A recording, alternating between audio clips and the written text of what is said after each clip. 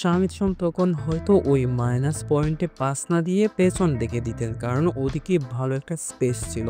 সেখান থেকে কাজিম শাহ চাইলেই দুর্দান্ত একটা শট নিতে পারতেন। সেখান থেকে বাংলাদেশ প্রথম গোলের দেখা পেতে পারত। ম্যাচের তখন ১৭তম মিনিট চলছিল। শামিদ সোম যখন বলের পজিশন পেলেন, এদিকে লক্ষ্য করুন কাজিম শাহর পজিশন।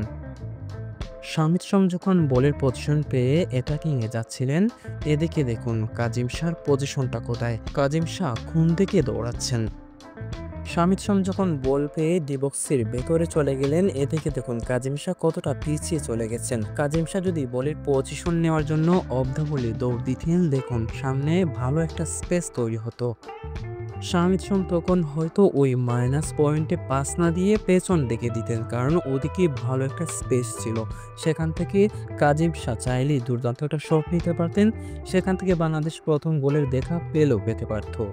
শেষ পর্যন্ত শামিদ সোম অসহায় হয়ে ওই মাইনাস পয়েন্টে পাস দিলেন। এদিকে দেখুন রাকিবের পজিশনটা কোথায়।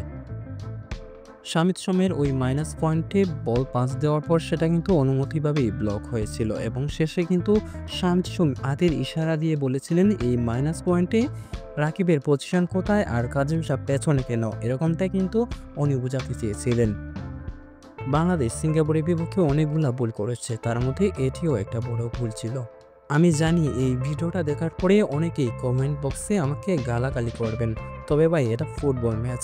এখানে আপনি ১০০% সুযোগ পাবেন না, ওই ১% পাবেন, আর ওই ১%কেই কাজে লাগিয়ে স্কোর করতে হবে।